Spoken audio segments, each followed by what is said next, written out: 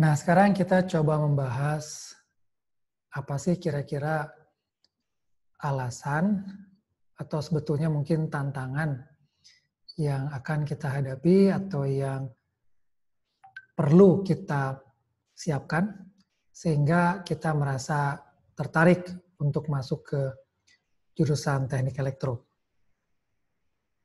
Mungkin kita fokus di 3 sub bidang teknik elektro, yaitu telekomunikasi, otomasi industri, dan tenaga listrik.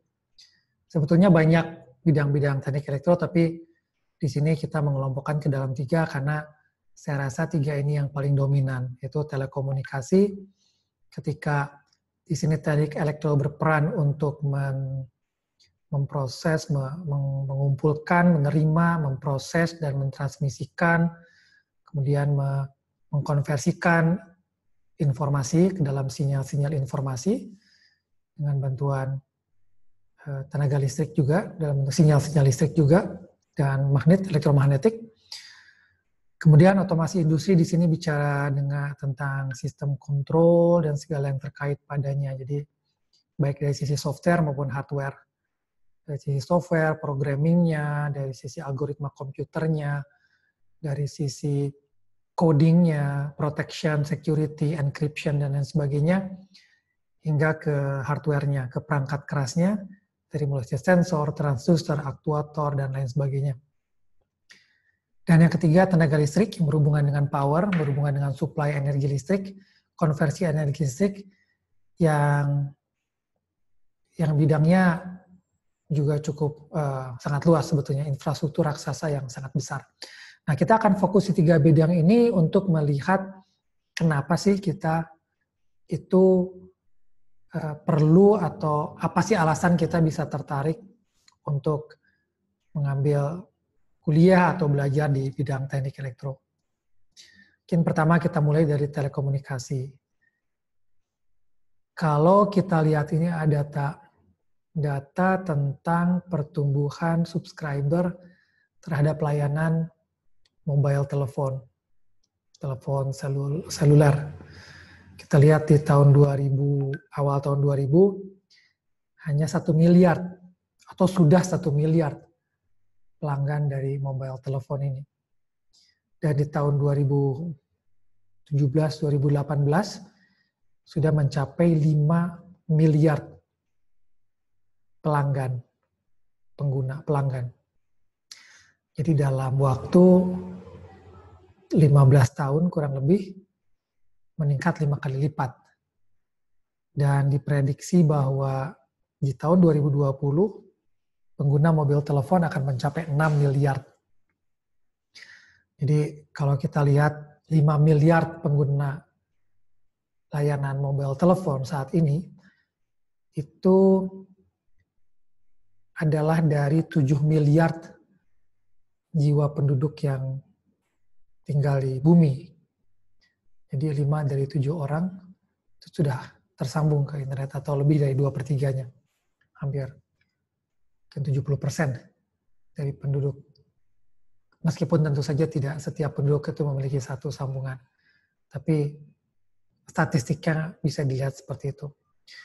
Artinya apa? Artinya kebutuhan akan komunikasi, kebutuhan akan transmisi data itu akan semakin besar, akan semakin demanding, akan semakin penting, akan semakin diinginkan cepat. Dan itu yang kita bisa lihat paling nggak kalau kita berkiprah di dunia teknik elektro, teknik telekomunikasi, the next big thing itu adalah 5G yang akan mempunyai kecepatan download data itu 100 kali lebih cepat daripada jaringan 4G yang tersedia sekarang.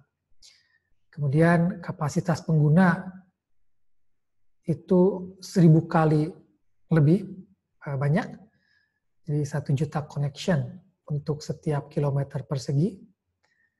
Kemudian 50 kali lebih rendah latensinya, 1 milliseconds. Dan ini akan mendrive IoT atau Internet of Things diadopsi oleh atau hingga 30 miliar peralatan di 2025. Aplikasi komersil 5G, pelayanan 5G pertama diperkirakan atau direncanakan mulai tahun 2020. Jadi kalau kita lihat di gambar ini, teknologi 3G dengan kecepatan 384 kilobit per second dilanjutkan oleh 4G 100 megabit per second, dan kemudian akan 5G 10 gigabit per second. Nah, ini membutuhkan infrastruktur, membutuhkan algoritma, membutuhkan proteksi, enkripsi, segala macam teknologi software dan hardware yang menunjang kebutuhan daya yang efisien, sistem yang lebih reliable, dan lain sebagainya. Jadi ini sebetulnya yang menurut saya salah satu hal yang menarik mengapa kita ingin mengambil atau mempelajari jurusan teknik elektro, karena kita ingin mengambil peran atau mencari solusi dari permasalahan ini, termasuk mencari solusi bagaimana agar inovasi ini bisa diaplikasikan, didifusi dengan baik oleh penggunanya. Ini juga tantangan yang terdekat ketika teknologi atau inovasi dari perusahaan-perusahaan besar di bidang internet atau digital data itu membuat inovasi ketika tidak diperlukan lagi physical SIM card untuk digunakan dalam telepon. Jadi kita bisa subscribe secara wireless ke mobil operators melalui dari handset kita. Dan ini memungkinkan misalkan kita bisa menggunakan satu nomor yang sama untuk di banyak perangkat mobil telepon ataupun perangkat elektronik pintar.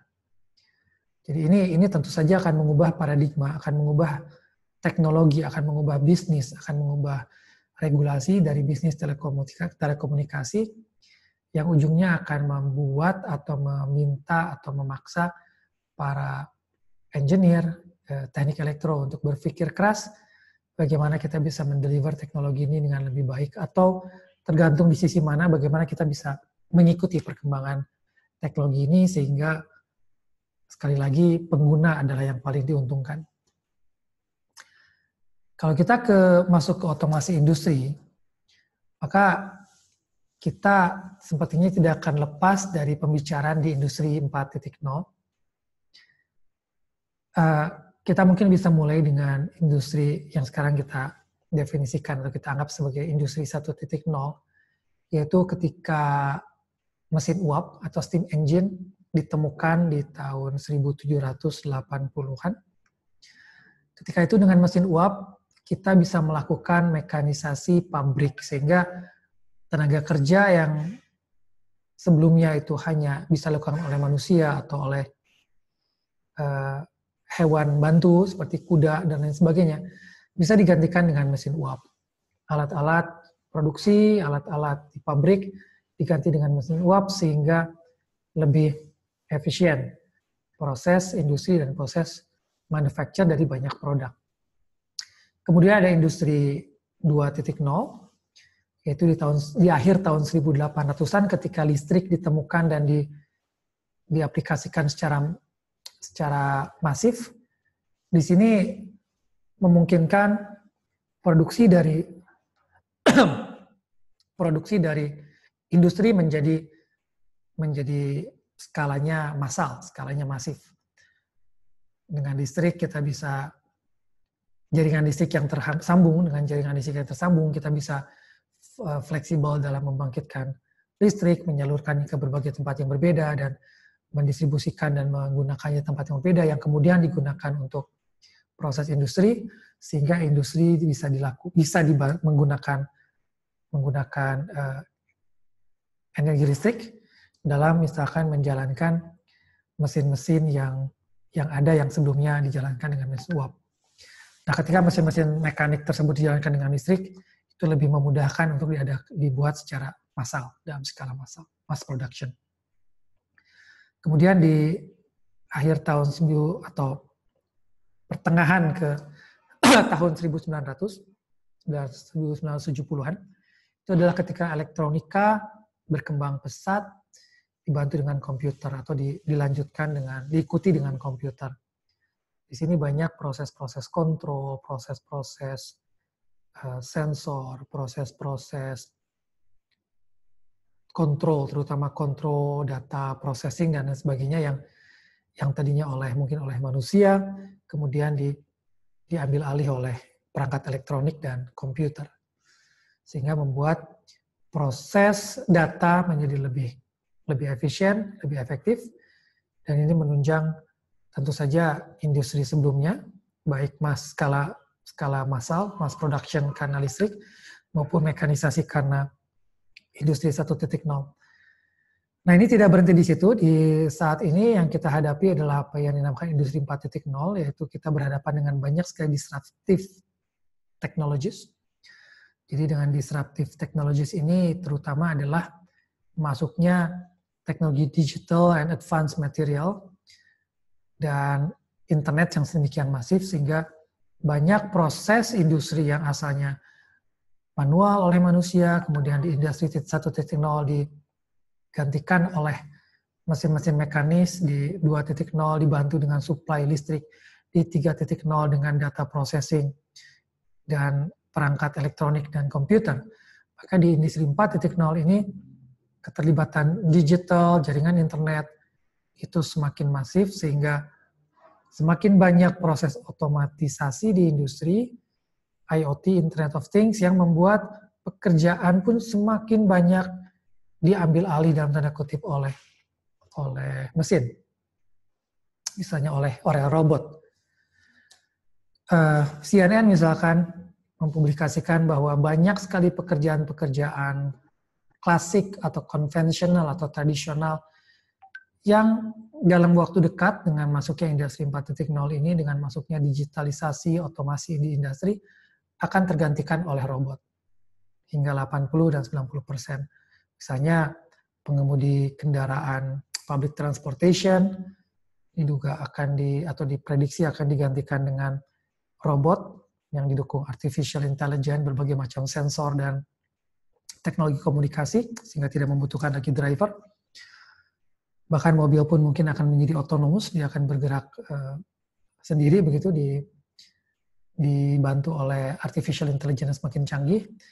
Nelayan juga digantikan robot yang mungkin nanti perahu-perahu nelayan bisa menjadi mandiri dengan bantuan satelit, artificial intelligence, dan teknologi radar dan sebagainya, mengetahui di mana adanya ikan.